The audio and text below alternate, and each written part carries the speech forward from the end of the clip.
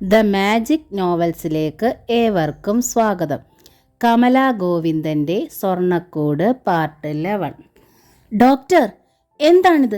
എന്തു പറ്റി? ഗംഗ ബെഡിനടുത്തേക്ക് ചെന്നു. ആഹാ, അപ്പോൾ ശ്രീമതി ഇതൊന്നും അറിഞ്ഞില്ലേ? ഡോക്ടർ ഗണേഷ് ഉച്ചത്തിൽ പൊട്ടിച്ചിരിച്ചു. അറിയാതെ എങ്ങനെ ഇവിടെ വന്നെത്തി? ഡോക്ടർ ഗണേഷിൻ്റെ അതേ ചോദ്യമായിരുന്നു അനന്തൻ തമ്പിയുടെ മുഖത്തും. ഗംഗ വന്നപ്പോൾ എങ്ങനെ അറിഞ്ഞു തന്നെയാവും വന്നതാണെന്നാണ് കരുതിയത്. ഇയാൾക്ക് ജീവിതത്തിൽ ആദ്യമായി ഒരു അപകടം. പന്തേക്കുതിരയുടെ കാലിന് പരിക്ക്.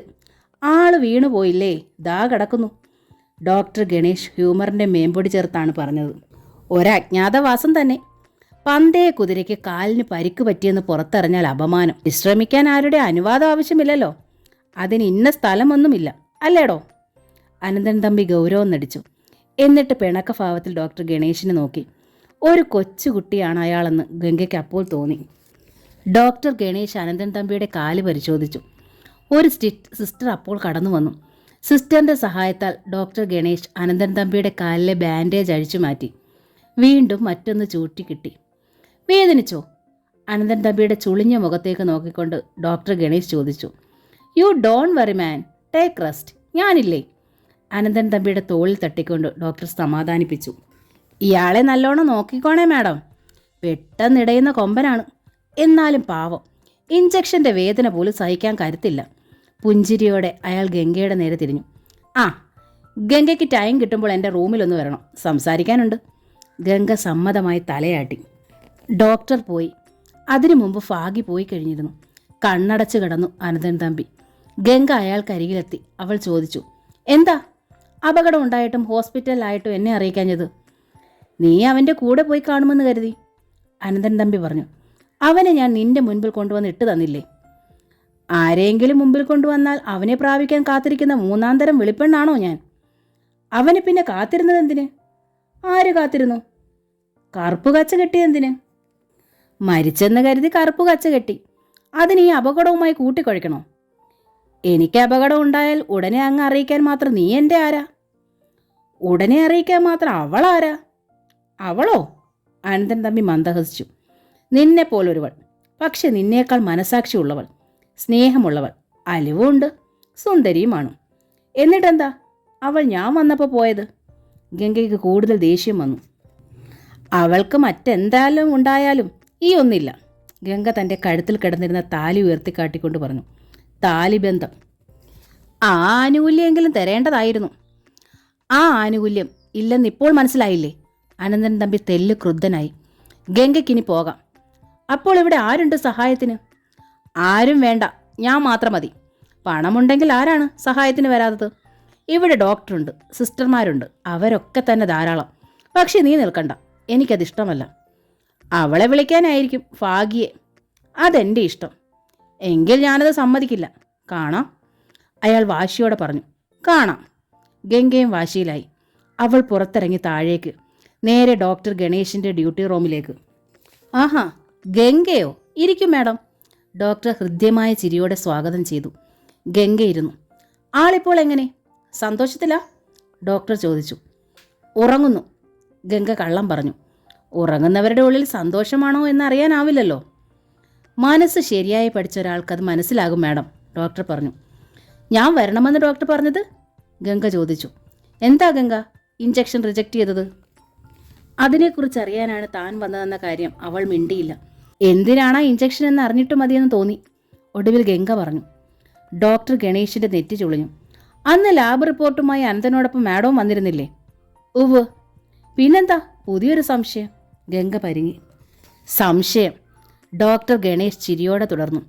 അത് നല്ലതാണ് ചിലപ്പോൾ. പക്ഷെ എല്ലാറ്റിനെയും എല്ലാവരെയും എല്ലായ്പ്പോഴും സംശയിക്കുക നല്ല സ്വഭാവമല്ല. അതൊരു രോഗമാണ്. ചികിത്സ അതിനാണ് ആദ്യം വേണ്ടത്. ഗംഗ വിളറി. ഗംഗയ്ക്ക് വിശ്വാസമുള്ള ആരെ കൊണ്ടും പരിശോധിപ്പിക്കാം. എന്നിട്ട് ട്രീറ്റ്മെൻറ്റ് തുടരാം. ഇവിടെ തന്നെ വരണമെന്നില്ല, എവിടെയും ആകാം. ചിരി വിട്ടില്ലെങ്കിലും ഡോക്ടർ ഗണേഷിൻ്റെ മുഖത്ത് ഗൗരവമുണ്ടായിരുന്നു. ഗംഗ മറുപടി പറയാതെ എഴുന്നേറ്റു. പോകാൻ തിരിയുമ്പോൾ പെട്ടെന്ന് ഓർത്തതുപോലെ ഗംഗ ചോദിച്ചു. അദ്ദേഹത്തിന് ഫ്രാക്ചറോ മറ്റോ? നത്തിങ് ടു വറി, ഡോക്ടർ പറഞ്ഞു. കാറിൽ നിന്ന് ഇറങ്ങുമ്പോൾ ഒന്ന് വഴുതി ഓടയിലേക്ക് കാലൂന്നി. മുട്ടിന് താഴെ അല്പം ഉരഞ്ഞിട്ടുണ്ട്, ഉളുക്കിയിട്ടുമുണ്ട്. എത്ര ദിവസമായി? 5 ദിവസം പൂർത്തിയാകുന്നു. 5 ദിവസം. താൻ ഇഞ്ചക്ഷൻ വേണ്ട എന്ന് വെച്ച് അയാളുമായി കോർക്കാൻ കാത്തിരുന്ന ദിവസം മുതൽ അയാൾ ഇവിടെയായിരുന്നു. റെസ്റ്റ് എടുക്കണം, 2 ആഴ്ചയെങ്കിലും, അത്രേ ഉള്ളൂ. റെസ്റ്റ് എടുക്കാനാണെങ്കിൽ അത് വീട്ടിലായാലും പോരെ ഡോക്ടർ. എന്ന് വെച്ചാൽ ഡിസ്ചാർജ് ചെയ്താൽ ഉപകാരമായി. ഇന്നലെ മുതൽ ടെമ്പറേച്ചർ കുറഞ്ഞിട്ട് വിടാമെന്ന് കരുതി. ഇഞ്ചക്ഷനുണ്ട്. ഇഞ്ചക്ഷൻ എടുക്കാൻ സിസ്റ്റർ വീട്ടിൽ വന്നാൽ മതിയല്ലോ. അയാൾക്ക് ഡിസ്ചാർജ് ചെയ്യാൻ താല്പര്യമില്ലെന്ന് തോന്നുന്നു. അത് ശരിയായ ഉദ്ദേശത്തിലല്ല ഡോക്ടർ. ഗംഗ ഇടയ്ക്ക് കയറി. ഡോക്ടർ ഗണേഷ് ഗംഗയെ ഒന്നിരുത്തി വീക്ഷിച്ചു. എന്താ, നിങ്ങൾ തമ്മിൽ എന്തെങ്കിലും പ്രോബ്ലംസ്? ഹേയ്, ഒന്നുമില്ല ഡോക്ടർ. ഗംഗ നിഷേധിച്ചു. ഒന്നുമില്ലെന്ന് നടിക്കാൻ ശ്രമിച്ചു. ഡോക്ടറോട് കള്ളം പറയരുത്. ഗംഗ മൗനം. പ്രശ്നമുണ്ടെന്ന് എനിക്ക് തോന്നി. അനന്തൻ്റെ മനസ്സ് വായിച്ചപ്പോൾ അയാളുടെ വേദനയും ക്ഷീണവും കാലിൻ്റെ പരിക്കല്ല, മെൻ്റൽ പ്രോബ്ലമാണ്. ഗംഗ മുഖം കുനിച്ചു. അവനൊരു പാവമാണ്, ഡോക്ടർ പറഞ്ഞു. ഞങ്ങൾ USA-യിൽ കുറേ നാൾ ഒരുമിച്ചുണ്ടായിരുന്നു. വെരി നൈസ് മാൻ. തീരെ തൊട്ടാവാടി. നൈസ് മാൻ, തൊട്ടാവാടി. ആര്? അനന്തൻ തമ്പിയോ? ഒറ്റ കൊമ്പും തേറ്റ പല്ലുമുള്ള മൃഗമോ? ആദ്യ രാത്രിയിൽ തന്നെ എടുത്ത് കറക്കി എറിഞ്ഞ മനുഷ്യൻ തൊട്ടാവാടിയോ? ഡോക്ടറുടെ നിഗമനം തീരെ തെറ്റ്. തമ്മിൽ പിണക്ക് എന്തെങ്കിലും ഉണ്ടെങ്കിൽ ഉടനെ പറഞ്ഞു തീർക്കണമെന്ന് പറയുകയായിരുന്നു ഞാൻ. ഓക്കെ ഡോക്ടർ, അദ്ദേഹത്തെ ഡിസ്ചാർജ് ചെയ്തു തന്നാൽ ഉപകാരമായി. അവനത് ഇഷ്ടമാവില്ലല്ലോ. പേഷ്യൻ്റ് അല്ല, കൂടെയുള്ള ബന്ധുക്കളാണ് കാര്യങ്ങൾ തീരുമാനിക്കുന്നത്. ഗംഗ ഗൗരവത്തിൽ പറഞ്ഞു. ഞാൻ അദ്ദേഹത്തിൻ്റെ ഭാര്യയാണ്. ശരി, നോക്കട്ടെ. ഡോക്ടർ ഒടുവിൽ പുഞ്ചിരിച്ചു, സമ്മതിച്ചു. ഗംഗ പുറത്തേക്കിറങ്ങി. ഡോക്ടർ ഗണേഷ് തൻ്റെ സെല്ലിൽ അനന്തൻ തമ്പിയെ വിളിച്ചു. എടോ, തന്നെ ഡിസ്ചാർജ് ചെയ്യാൻ പോവുകയാണ്. വാട്ട്? അനന്തൻ തമ്പി അമ്പരന്നു. തൻ്റെ വൈഫിൻ്റെ ആവശ്യപ്രകാരം. ഡോക്ടർ തുടർന്നു. തന്നെ കംപ്ലീറ്റ് റെസ്റ്റിൽ പൊന്നുപോലെ കാതു സൂക്ഷിച്ചു കൊള്ളാമെന്ന് കക്ഷി എഗ്രിമെൻ്റ് ചെയ്യുന്നു. ഓഹോ, എന്താണ് താങ്കളുടെ അഭിപ്രായം? ഞാൻ ഒറ്റയ്ക്ക് എവിടെ കിടക്കുന്നത് അവൾക്ക് സഹിക്കില്ല. അറിയിക്കേണ്ടെന്ന് ഞാൻ പറഞ്ഞതിൻ്റെ കാരണം പിടികിട്ടിയോ? എന്തു പറയുന്നു? ഡിസ്ചാർജ് ചെയ്യട്ടെ? ഞാൻ എൻ്റെ ഭാര്യയ്ക്ക് കീഴടങ്ങുന്നു. ഒരാളെങ്കിലും വേണം നിന്നെ കീഴടക്കാൻ, അല്ലെങ്കിൽ നീ അപകടകാരിയാണ്. പോടാ പോവില്ലേ? അനന്തൻ തമ്പി ദേഷ്യത്തിൽ സെൽ ഓഫാക്കി. ഡോക്ടർ ഗണേഷ് ഉച്ചത്തിൽ ചിരിച്ചുപോയി. ഗംഗ അപ്സ്റ്റെയറിലേക്ക് കയറുകയായിരുന്നു. മാഗി എതിരെ വിയർത്ത് കുളിച്ചു വരുന്നു. മാഡം, ഇതെവിടെ പോയി? എത്ര സമയമായി ഞാൻ അന്വേഷിക്കുന്നു. ഈ ഹോസ്പിറ്റൽ കെട്ടിടം മുഴുവൻ തെരഞ്ഞു. ഗംഗ മാഗിയോട് കയർക്കുകയായിരുന്നു. അദ്ദേഹം ഹോസ്പിറ്റലിലാണ്, നീ അറിഞ്ഞില്ലേ മാഗി? മാഗി അമ്പരന്നു. എന്തുകൊണ്ട് എന്നോട് പറഞ്ഞില്ല? മാഡത്തോട് ഇതാര് പറഞ്ഞു? നീ അറിഞ്ഞോ ഇല്ലയോ അത് പറയൂ. ഇല്ല മാഡം. സാറിന് എന്ത് പറ്റി? എവിടെയാണ് സാർ? മാഗി ഉദ്വേഗത്തോടെ ചോദിച്ചു. കള്ളം പറയരുത്. 4-5 ദിവസം എൻ്റെ വിഷമം കണ്ട് കൂടെ നിന്നിട്ടും നീ അത് എന്നോട് പറഞ്ഞില്ല. ഗംഗ ശരിക്കും ദേഷ്യത്തിലായി. മാഡം സാറിനെ കാണാനാണോ ഇവിടെ വന്നത്? അത് നീ അറിയണ്ട. ഒന്ന് പറയാമായിരുന്നു മാഡം. ഡോക്ടർ ഗണേഷ് ഞാൻ ചെല്ലുമ്പോൾ റൂമിലില്ല. തിരികെ വന്നപ്പോൾ മാഡവും ഇല്ല. ഭ്രാന്ത് എടുത്തതുപോലെ ഞാൻ ഇവിടെ ഓടി നടന്നു. മാഗി പരിഭവിച്ചു.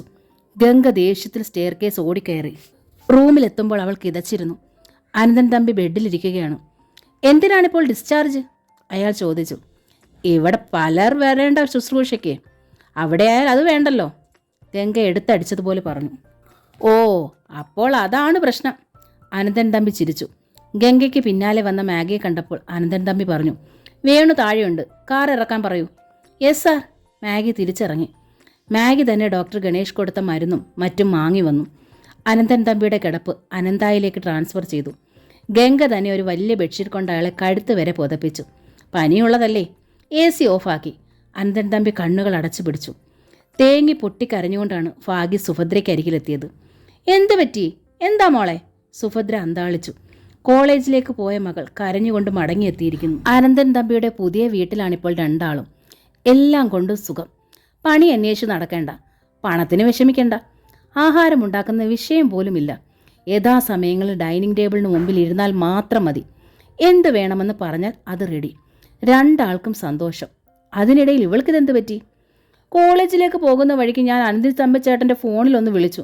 ഭാഗ്യ പറഞ്ഞു. എന്തിന്? അമ്മ പറഞ്ഞില്ലേ ഗംഗ ചേച്ചി ഇതുവരെ കണ്ടില്ലാന്ന്. ഒന്ന് വിളിച്ചു ചോദിക്കാൻ. നമ്പർ തരുമോ എന്നറിയാനായിരുന്നു. എന്നിട്ട്? അനന്തൻ തമ്പിച്ചേട്ടൻ ഹോസ്പിറ്റലിലായിരുന്നു. ഏത് ഹോസ്പിറ്റലിൽ? അമ്മ കിടന്നിരുന്ന ഹോസ്പിറ്റലിൽ. അവൻ എന്തു പറ്റി? എന്തു പറ്റിയെന്ന് പറഞ്ഞില്ല. ഇവിടെ ഹോസ്പിറ്റലിലാണെന്ന് പറഞ്ഞു. ഞാൻ ചെന്നു. എന്നിട്ട് എന്താണ് അവൻ അസുഖം? ചെറിയ അപകടം, കാലിന്. ഗംഗയെ കണ്ടോ നീ? ഞാൻ ചെല്ലുമ്പോൾ ഇല്ല. അല്പം ചായ വേണമെന്ന് ചേട്ടൻ പറഞ്ഞു. ഞാൻ ഫ്ലാസ്കിൽ ചായ വാങ്ങിക്കൊണ്ട് വന്നു. ചായ എടുക്കുമ്പോൾ ഗംഗേച്ചി വന്നു. എൻ്റെ മോൾ നന്നായിരിക്കുന്നോ മോളെ? സുഭദ്രയ്ക്ക് ആവേശമായി. അമ്മ എന്തിനാ ഇളകുന്നേ? ഗംഗേച്ചിക്ക് ഇപ്പോൾ നമ്മൾ ആരുമല്ല. അതെന്താടി? ഭാഗി കരഞ്ഞുപോയി. എത്ര നാളുകൂടി കാണുകയാണമ്മേ ഗംഗച്ചേച്ചി എന്നെ. ഞാൻ എടുത്തു കൊടുത്ത ചായ തട്ടിക്കളഞ്ഞു. എൻ്റെ കരണ തടിച്ചു. ഇറങ്ങിപ്പോടിയെന്ന് പറഞ്ഞു. അമ്മ എന്നൊരാൾ ജീവിച്ചിരിപ്പുണ്ടോ എന്ന് പോലും ഗംഗേച്ചി ചോദിച്ചില്ല. സുഭദ്രയ്ക്ക് കണ്ണ് നിറഞ്ഞുപോയി. ഇത്ര പെട്ടെന്ന് അവൾ ഇത്രയ്ക്ക് മാറിയോ? സുഭദ്രയ്ക്ക് അത് വിശ്വസിക്കാൻ കഴിഞ്ഞില്ല. അവൾ എന്നെക്കുറിച്ച് ഒന്നും ചോദിച്ചില്ലേ? അതിനെവിടെയാണ് നേരം? ഭദ്രകാളി തുള്ളുകയല്ലായിരുന്നോ? എന്നെ ഇറക്കി വിടാനായിരുന്നു ബഹളം. ഇപ്പോൾ നമ്മളാരും വേണ്ട, ഭർത്താവ് മാത്രം മതി. പണക്കാരൻ ഭർത്താവ്, പണക്കാരി. ആ ഹുങ്ക് കണ്ട അപ്പോ ആ വേഷവും മേക്കപ്പും പ്രൗഢിയും കാണേണ്ടതായിരുന്നു. ഭാഗ്യ പുച്ഛിച്ചു. എന്നിട്ട് പറഞ്ഞു, ആ ചേട്ടൻ എത്ര നല്ലവനാണ്, എത്ര നൈസാണ് ആ മനസ്സ്. ആ വിളിയിൽ തന്നെയുണ്ട് ഒരുപാട് സ്നേഹം. സുഭദ്ര ഭാഗ്യയെ നോക്കി. ദീപ്തമാണ് ആ മുഖം, മിഴികളിൽ തിളക്കവും. എന്താണ് ഈ പെണ്ണിൻ്റെ മനസ്സിൽ? സുഭദ്രയുടെ നെറ്റി ഒന്ന് വല്ലാതെ ചുളിഞ്ഞു. മാഗിയുടെ കയ്യിൽ നിന്നും മരുന്നുകളും അത് കഴിക്കേണ്ടുന്ന ടൈമും ഗംഗ മനസ്സിലാക്കി. ഇഞ്ചക്ഷൻ്റെ സമയത്ത് ഹോസ്പിറ്റലിൽ നിന്ന് സിസ്റ്റർ തന്നെ വന്നോളും. ഗംഗ ഉച്ചയ്ക്ക് കഴിക്കാനുള്ള മരുന്നെടുത്തു.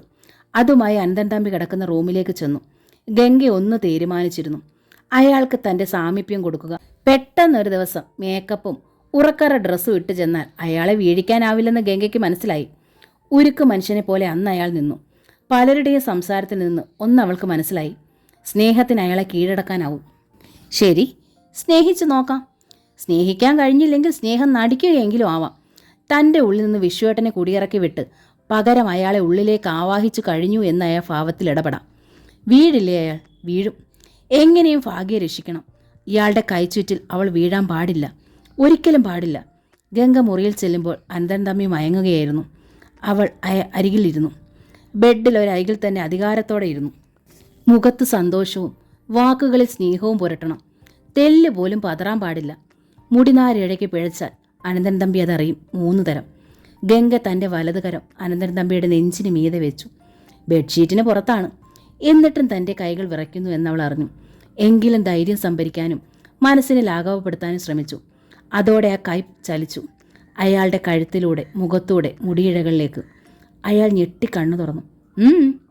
അയാൾ ചോദ്യഭാവത്തിൽ മൂളി. മരുന്ന് കഴിക്കാൻ ടൈമായി. കൈ പിൻവലിച്ച് ഗംഗ പറഞ്ഞു, എനിക്കറിയാം, കഴിഞ്ഞ 4 ദിവസവും ഞാൻ മരുന്ന് കഴിക്കുന്നുണ്ടായിരുന്നു.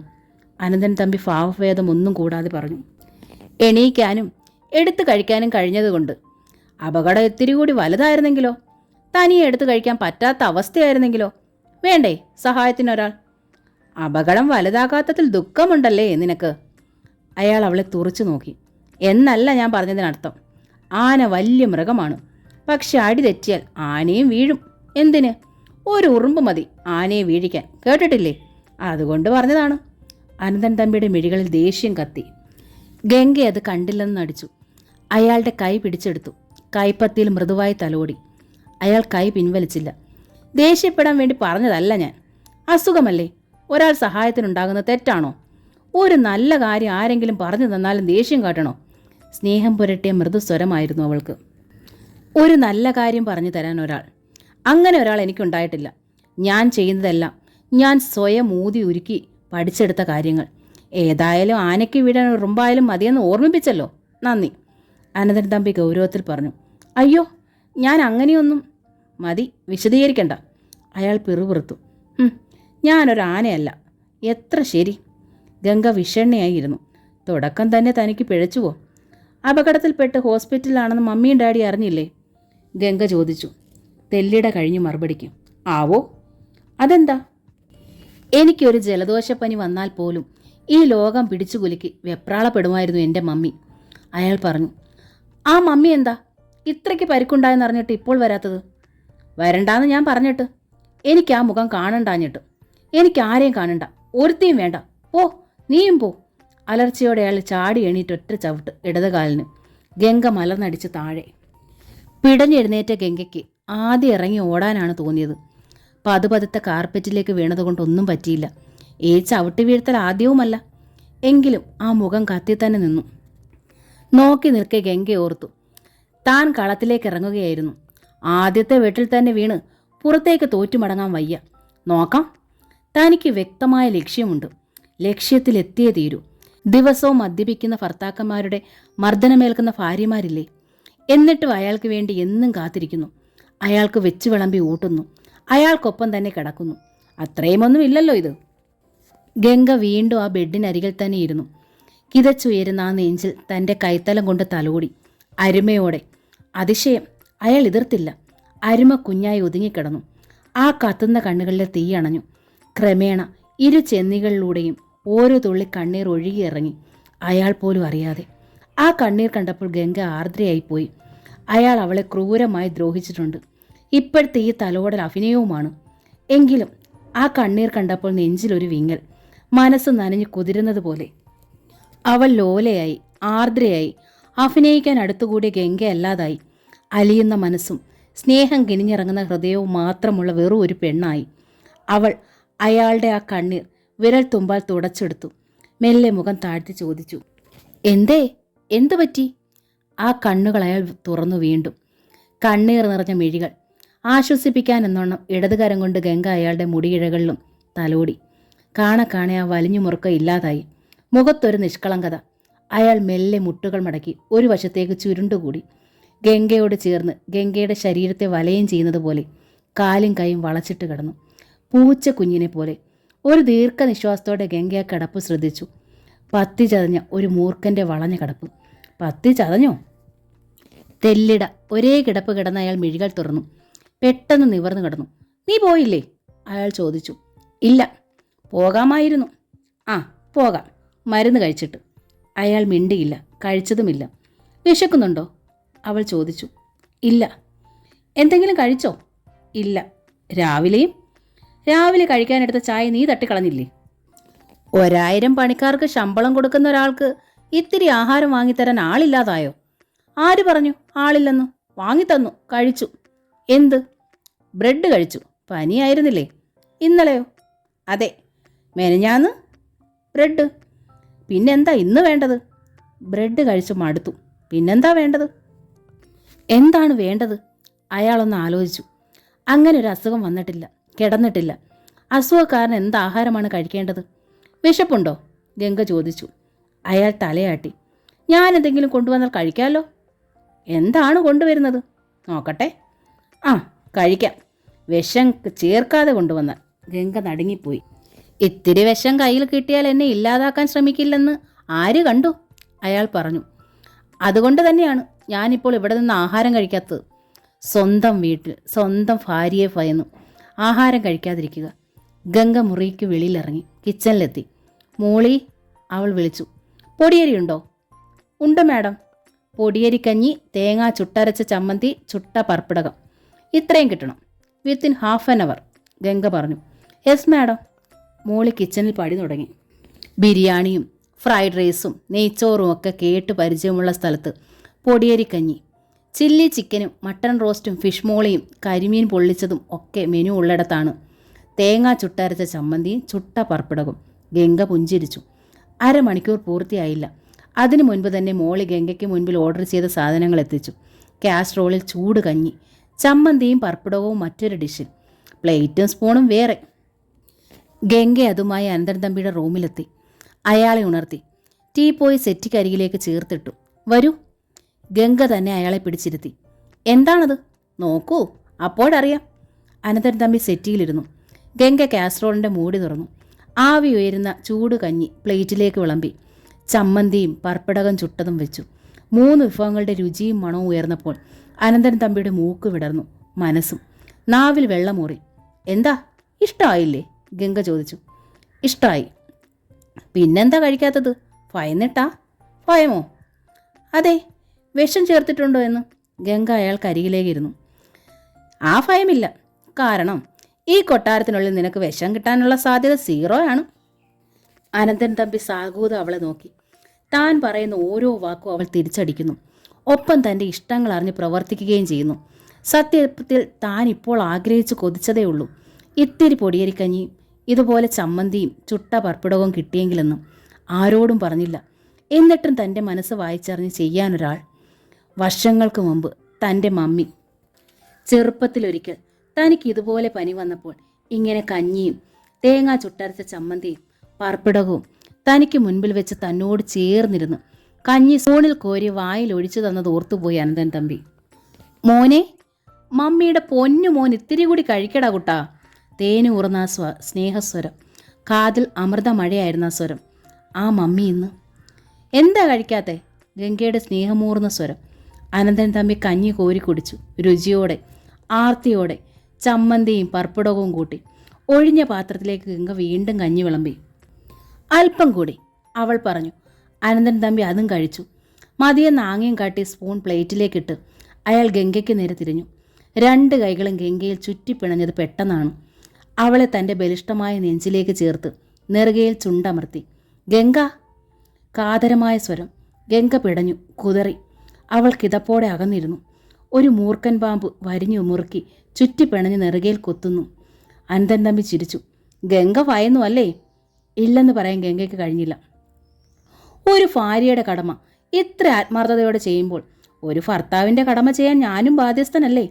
ഗംഗ വിയർത്തു. ഭർത്താവിൻ്റെ കടമ, അതാണോ ഇപ്പോൾ അയാൾ ചെയ്തത്? എന്താ ഗംഗ മിണ്ടാത്തത്? അതു പിന്നെ, ഓ, അസുഖമാണെന്നായിരിക്കും. എന്ന് വെച്ച് ഭാര്യയൊന്ന് തൊടാനും ഉമ്മ വയ്ക്കാനും വയ്യാന്നുണ്ടോ? പ്രത്യേകിച്ച് വിശ്വനെ മുമ്പിൽ കൊണ്ട് വന്നിട്ടും കൂടെ പോകാത്ത സ്ഥിതിക്ക് നീ എനിക്ക് വേണ്ടി മാത്രം കാത്തിരിക്കുകയാണെന്നല്ലേ അർത്ഥം? ഗംഗ വിളറിപ്പോയി. അനന്തൻ തമ്പി വീണ്ടും അവളെ ചേർത്ത് പിടിച്ചു. ഗംഗയ്ക്ക് എതിർക്കാൻ പഴുതുകളില്ലാതായി. ലോകം മുഴുവൻ കീഴടക്കിയാലും ഒരുവന് അവൻ്റെ ആത്മാവ് നഷ്ടമായാൽ എല്ലാം നഷ്ടമായി എന്ന് ബൈബിളിലൊരു ചൊല്ലുണ്ട്. അനന്തൻ തമ്പി ശബ്ദം തീരെ താഴ്ത്തിയാണ് സംസാരിച്ചത്. ഞാൻ കോടീശ്വരനാണ്.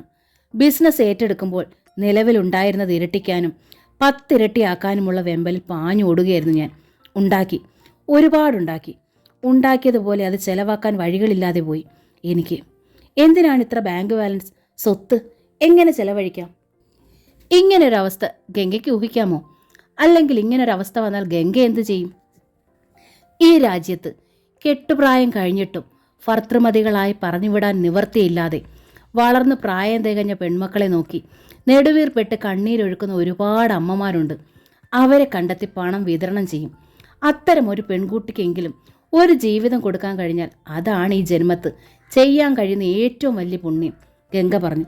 ഗുഡ്, അനന്തൻ തമ്പി പറഞ്ഞു. അയാൾ തുടർന്നു. ഞാനും അങ്ങനെ ഒരു പുണ്യം ചെയ്തു. കെട്ടുപ്രായം കഴിഞ്ഞിട്ടും ഭർത്തൃമതിയാകാൻ കഴിയാതെ നെടുവീർപ്പെട്ട് മകളെ നോക്കി കഴിയുന്ന ഒരമ്മയെ ഞാൻ കണ്ടെത്തി. അവരുടെ മകളെ കെട്ടാൻ ഞാൻ തീരുമാനിച്ചു. നിന്നെ. ഗംഗ മുഖമുയർത്തി. അനന്തൻ തമ്പിക്കൊരു കോടീശ്വര പുത്രിയെ കിട്ടും. അവൾ കിലോ കണക്കിന് സ്വർണവും കാറും ഷെയറും ഒക്കെയായി വരും. ഞാൻ എത്ര വേണ്ട എന്ന് പറഞ്ഞാലും സ്ത്രീധനം വേണ്ട എന്ന് വീരവാദം മുഴക്കിയിട്ടൊരു കോടീശ്വര പെണ്ണിനെ കിട്ടിയാൽ അതിൻ്റെ അർത്ഥം എന്താ? ഗംഗ എന്ന പാവപ്പെട്ട പെണ്ണിനെ തിരഞ്ഞെടുത്തില്ലേ നർമ്മം എന്താണെന്ന് മനസ്സിലായോ? ഗംഗ അമ്പരന്നു പോയി. അന്ന് ആ ജ്വല്ലറിയിൽ വെച്ച് തന്നെ നിന്നോട് പറയേണ്ടിയിരുന്ന സത്യം പറഞ്ഞില്ല. പറയാതിരുന്നത് അനന്തൻ തമ്പിയുടെ മുഷ്ക്. പിന്നെ നിന്നിൽ നടത്തിയ ചില പരീക്ഷണങ്ങളും. അയാൾ തുടർന്നു. പകരം ഒന്നേ ഞാൻ ആശിച്ചുള്ളൂ, മുഖാവരണമില്ലാത്ത ഇത്തിരി സ്നേഹം. ഗംഗയുടെ ഉടലാകെ ത്രസിച്ചുയർന്നു. പക്ഷേ ഇപ്പോഴും ഈ നിമിഷത്തിൽ പോലും പോയി മുഖമണിഞ്ഞാണ് നീ എൻ്റെ അടുത്തിരിക്കുന്നത് എന്ന് ഞാൻ പറഞ്ഞാൽ അതല്ലേ ശരി ഗംഗ? പിടിക്കപ്പെട്ട കള്ളനെ പോലെ ഗംഗയൊന്ന് വിറച്ചുപോയി. അവൾ അയാളെ നോക്കി. ശത്രു അകലുമ്പോഴല്ല അടുക്കുമ്പോഴാണ് ഏറെ സൂക്ഷിക്കേണ്ടത് എന്ന് പഴമൊഴി. അത് ശരിയല്ലേ? ഞാൻ ഇപ്പോഴും ശത്രുവാണോ? ഗംഗ ചോദിച്ചുപോയി. ഈ ചോദ്യം ഈ പുതിയ നൂറ്റാണ്ടിലെ ഏറ്റവും വലിയ തമാശയാണ്, അയാൾ പറഞ്ഞു. ഗംഗ ശബ്ദിച്ചില്ല. 15 ദിവസം അയാൾ ആ മുറിയിൽ കഴിഞ്ഞു. 15 ദിവസവും ഗംഗ രാവും പകലും അയാളെ ശുശ്രൂഷിച്ച് കഴിഞ്ഞു. അയാളുടെ ദൗർബല്യങ്ങൾ അറിഞ്ഞുള്ള ശുശ്രൂഷ. ഒടുവിൽ ബാൻഡേജ് പൂർണ്ണമായി അഴിച്ചു. മുറിവ് കരിഞ്ഞു, ഉളുക്ക് മാറി, നടക്കാറായി. ആ മുറിയിൽ കിടന്നും ഇരുന്നും സെൽഫോണിലൂടെയും ഗംഗയുടെ സഹായത്തോടെയും അയാൾ തൻ്റെ ബിസിനസ് സാമ്രാജ്യം ഭരിച്ചു. ഫയലുകളും ചെക്കുകളും അയാളുടെ വിശ്രമമുറിയിൽ കാത്തു കിടന്നു അയാളുടെ ഒപ്പിനായി. വിശ്വൻ്റെ തിരോധാനം തളർത്തിയിരിക്കുകയായിരുന്ന രാഘവനും രത്നമ്മയും. പക്ഷെ ഒരു പുലർച്ചയിൽ മകൻ്റെ മുഖം കണി കാണണ്ടാവാണ് അവർ ഉണർന്നത്. അവരുടെ എല്ലാ തളർച്ചയും മാറി. വിശ്വനും പഴയ വിശ്വനായിരുന്നില്ല. ഊർജ്ജസ്വലതയുള്ള ലക്ഷ്യബോധമുള്ള ഒരു ചെറുപ്പക്കാരനായി മാറുകയായിരുന്നു അവൻ. താൻ കവലയിൽ തുടങ്ങിയ തെക്കേടം സർവീസിലേക്ക് അവൻ കടന്നു ചെന്നു. ശ്രീകുട്ടൻ തനിക്ക് പറ്റുന്നത് പോലെയൊക്കെ ആ സെൻറ്റർ മുന്നോട്ട് കൊണ്ടുപോവുകയായിരുന്നു. എങ്കിലും വലിയ താമസമില്ലാതെ അത് അടച്ചു പൂട്ടേണ്ടതായി വരുമോ എന്നൊരു ഭയം ശ്രീകുട്ടനുണ്ടായിരുന്നു. അപ്പോഴാണ് വിശ്വൻ്റെ തിരിച്ചുവരവ്. ഒരു ടെലിഫോൺ ബൂത്ത് കൂടി അതിനുള്ളിൽ ആരംഭിച്ചതോടെ എല്ലാവരും വിശ്വൻ്റെ ബിസിനസ് അറിഞ്ഞു. ഓരോ ദിവസവും അത് പുരോഗതിയിലേക്ക് കുതിച്ചു. ഒരു മാസം പ്രതീക്ഷിച്ചതിലും വലിയ പുരോഗതി. ഒരു ഉദ്യോഗമില്ലെങ്കിലും തെക്കേടത്തെ വിശ്വന് സുഖമായി കഴിഞ്ഞുകൂടാ. ആരുടെയും മുൻപിൽ കൈ നീട്ടണ്ട. വിശ്വന് ഉറച്ച ആത്മവിശ്വാസമായി. അവൻ ഒരു ദിവസം രാഘവൻ്റെ രത്നമ്മയുടെ മുമ്പിൽ തൻ്റെ ഉള്ളിലിരിപ്പ് വ്യക്തമാക്കി തൻ്റെ ഇടത്തോടെ. ഞാൻ ഗംഗയെ കൊണ്ടുവരാൻ പോവുകയാണ്. ഞെട്ടിപ്പോയി രാഘവനും രത്നമ്മയും. രാത്രിയിൽ ഊണ് കഴിക്കുകയായിരുന്നു മൂവരും. എന്താടാ നീ പറയുന്നത്? അവളെ സ്വർണ്ണക്കടക്കാരൻ്റെ കൂടെയല്ലേ കഴിയുന്നേ? രാഘവൻ ചോദിച്ചു. സ്വർണ്ണക്കടക്കാരൻ്റെ വീട്ടിലാണ്, കൂടെയല്ല, വിശ്വൻ പറഞ്ഞു. എന്നുവെച്ചാൽ? വിശ്വൻ താൻ ഹോട്ടലിൽ ഒളിച്ചു താമസിച്ചതും അനന്തൻ തമ്പിയോടൊപ്പം ഗംഗയെ കണ്ടതും അവളുടെ സങ്കടങ്ങളും ഒക്കെ വിവരിച്ചു. എന്നിട്ട് നീ ഇതൊന്നും ഇവിടെ പറഞ്ഞില്ലല്ലോ. സമയമാകട്ടെ എന്ന് കരുതി, വിശ്വൻ പറഞ്ഞു. അവൾ ഗർഭിണിയല്ലായിരുന്നോടാ? അതൊക്കെ അയാൾ നടത്തിയ നാടകമായിരുന്നമ്മേ. എന്നാലും കണ്ടവൻ്റെ കസ്റ്റഡിയിൽ ഇത്രയും നാളും കഴിഞ്ഞതല്ലേടാ അവള്. നാട്ടുകാരെന്നാ പറയുമടാ? എന്തും പറയട്ടെ, എനിക്കത് പ്രശ്നമല്ല, വിശ്വൻ ഉറപ്പായി പറഞ്ഞു. രത്നമ്മയും രാഘവനും മനസ്സിലായി മകനെ തിരുത്താനാവില്ലെന്നും. എതിർത്താൽ അവൻ ഇനിയും പോയാലോ? അവർ മൗനം പാലിച്ചു. കർമ്മദോഷം. സുഭദ്രയും ഭാഗ്യയും താമസിക്കുന്ന സ്ഥലം വിശ്വൻ കണ്ടുപിടിച്ചത് ഭാഗ്യയുടെ കൂട്ടുകാരി കൃഷ്ണയിൽ നിന്നാണ്. അനന്തൻ തമ്പി ഏർപ്പാടാക്കിയ വീട്ടിൽ നിന്നാണ് അവൾ ഭാഗ്യ കോളേജിൽ വന്നുകൊണ്ടിരിക്കുന്നത്. വിശ്വൻ വലിയ ബുദ്ധിമുട്ടില്ലാതെ ആ വീട് കണ്ടെത്തി. എല്ലാ സജ്ജീകരണങ്ങളും സൗകര്യങ്ങളുമുള്ള ഒരു 2 നില കെട്ടിടം. വിശ്വനെ ആകസ്മികമായി കണ്ട് ഭാഗ്യയും സുഭദ്ര അമ്പരന്നു. ഒരു കാര്യം പറഞ്ഞിട്ട് പോകാൻ വന്നതാണ് ഞാൻ. പിന്നീട് അറിഞ്ഞില്ല കേട്ടില്ല എന്ന് പറയരുതല്ലോ. എന്താ വിശ്വ? സുഭദ്ര ചോദിച്ചു. മകൾ നരകത്തിയിലാണ് അവിടെ. ഗംഗ, അറിയോ? അവളുടെ കഴുത്തിലെ താലിച്ചങ്ങല വലിച്ചു പൊട്ടിച്ചിട്ട് ഞാൻ അവളെ കൊണ്ടുവരാൻ പോകുന്നു. അത് പറയാനാണ് ഞാൻ വന്നത്, വിശ്വൻ ദൃഢസ്വരത്തിൽ പറഞ്ഞു. മകൻ ധൃതിയിൽ നീങ്ങിയ വിശ്വനെ സുഭദ്ര പിടിച്ചു നിർത്തി. നീ എന്നതാടായി പറയുന്നേ? തെളിച്ചു പറയടാ. എൻ്റെ മോള് നരകത്തിയിലാണെന്ന് ആരാടാ നിന്നോട് പറഞ്ഞത്? അവൾ പറഞ്ഞോ? ആരും പറയണ്ട, എനിക്കറിയാം. നേരിൽ കണ്ടു മനസ്സിലാക്കിയതാ ഞാൻ, വിശ്വൻ പറഞ്ഞു. തന്നെ അനന്തൻ തമ്പി കണ്ടെത്തിയ ചരിത്രം ആദ്യം അവൻ അവരോട് പറഞ്ഞു. എന്നിട്ട് കൂട്ടിച്ചേർത്തു. പാതിരാത്രിക്ക് അവൻ എന്നെ ഗംഗയുടെ റൂമിലേക്ക് തള്ളിവിട്ടു. എന്നിട്ട് പറഞ്ഞു അവളെയും കൂട്ടിക്കൊണ്ട് പൊയ്ക്കോളാൻ. ഒരു പെണ്ണ് പീഡിപ്പിക്കപ്പെടുന്നു എന്ന് മനസ്സിലാക്കാൻ ഇതിലധികം തെളിവെന്തിനാ? അവളുടെ കണ്ണിൽ അപ്പോഴുണ്ടായ കണ്ണീരിൻ്റെ ആഴം ഇതുവരെ ഞാൻ മറന്നിട്ടില്ല. അയാൾക്കെതിരെ ഒരക്ഷരം പോലും ശബ്ദിക്കാനാവാതെ ഇപ്പോഴും അവൾ വെന്തു നീറുകയാണ്. സുഭദ്ര അവിശ്വസനീയതയോടെ തുറച്ചു നോക്കി. സത്യം, അവൾ എൻ്റെ ഒപ്പം തന്നെ ഇറങ്ങുമായിരുന്നു. പക്ഷെ നാട്ടുകാരെ ഭയന്നു അവൾ. ഒരുവൻ്റെ താലി കഴുത്തിൽ കയറിപ്പോയില്ലേ? ആ താലി പൊട്ടിച്ചോളാൻ അവൻ ഇന്നാൾ എന്നോടും പറഞ്ഞതാ. സുഭദ്രയ്ക്ക് കണ്ണുകൾ തുളുമ്പി തൂകി. വയറ്റുകണ്ണിയായ ഒരു പെണ്ണിനെ താലിയും കളഞ്ഞ് ഞാൻ എന്തിനാ കൊണ്ടുവരുന്നതെന്ന് ഓർത്തപ്പം വയറുകണ്ണി ഒക്കെ അവൻ്റെ കപടസൂത്രങ്ങൾ. ഗംഗ ഗർഭിണിയല്ല. അവൻ അവളെ തൊട്ടിട്ട് പോലുമില്ല ഇന്നോളം. എല്ലാം കേട്ട് നിന്ന ഭാഗ്യക്കും അമ്പരപ്പുണ്ടായി. എന്താണ് ഈ വിശ്വേട്ടൻ പറയുന്നതൊക്കെ? ആ ഹോസ്പിറ്റലിൽ വെച്ച് ഗംഗേച്ചിയുടെ പ്രകടനങ്ങൾ എന്തൊക്കെയായിരുന്നു? നരകത്തിൽ കിടക്കുന്ന ഒരു പെണ്ണാണോ അതുപോലെ മേക്കപ്പിട്ട് അടിപൊളി വസ്ത്രങ്ങൾ ധരിച്ചു വന്ന് സ്വന്തം അനുജത്തിയായ തന്നോട് അത്രയും വലിയ പ്രകടനങ്ങൾ നടത്തിയത്? അനുജത്തിയാണെന്നുള്ള പരിഗണന പോലും ആ മുഖത്തിലോ ശബ്ദത്തിലോ ഉണ്ടായിരുന്നില്ല.